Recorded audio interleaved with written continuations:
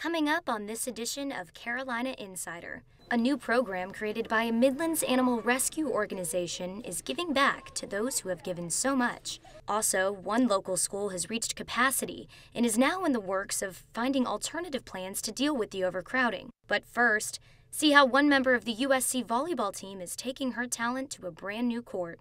Carolina Insider starts now.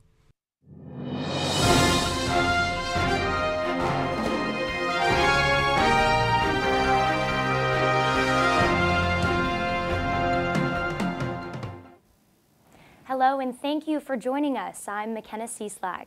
Our top story tonight, thousands of people are streaming into Columbia as we speak. The city's very own Colonial Life Arena hosts 5 NCAA tournament basketball games this weekend, starting today. Virginia, the #1 seed for the South region, will play Gardner-Webb at 3:45. The most anticipated game of the night, Duke, the #1 seed in the East region, will play at 7:10. Zion Williamson, college basketball's biggest star at Duke, is returning to play in his home state. According to the state newspaper, this will be the first time Columbia has hosted March Madness since 1970. Back on campus, one of USC's very own athletes is trying out for another sport. Here with the details about that in today's Garnet Report is Callista Brown. Callista? Thanks, McKenna. I'm here at the Carolina Volleyball Center to talk with rising senior Michaela Shields as she unpacks from her trip to the Olympic Training Center. Michaela's represented Team USA once before. She explains how wearing the red, white, and blue is different than wearing the garnet and black. Gamecock athletics is a big part of me, and it has been for the last 4 years. And USA is different in that it's kind of a once-in-a-lifetime opportunity. To represent your country is amazing in any sense of the word. And, you know, it's both definitely, or it's an honor either way. Michaela will learn her results from this year's tryout in roughly a month. To follow her journey, follow Gamecock Volleyball's social media accounts.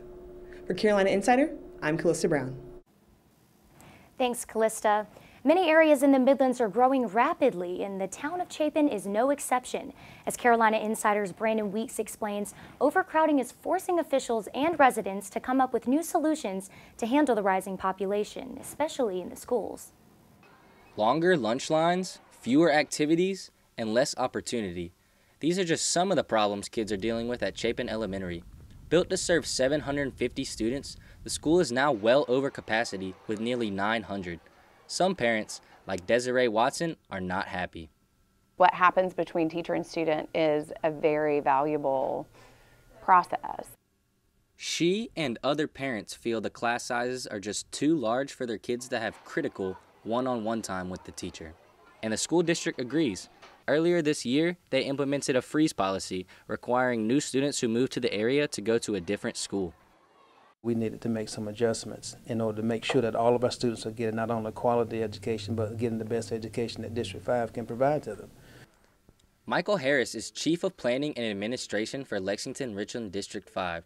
He says the long-term plan is to build a new 2-story school at the end of Amex Ferry Road.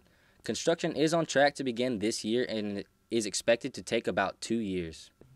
But that solution doesn't sit well with some people who live here, a quiet community alongside the lake. They feel that the new school will bring unwanted traffic to the narrow roads.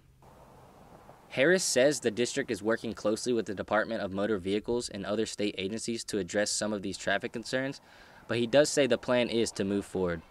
For Carolina Insider, I'm Brandon Weeks.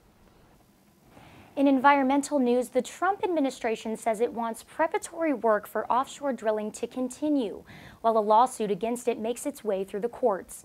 This week, attorneys for the federal government filed court papers asking a judge to deny a drilling injunction.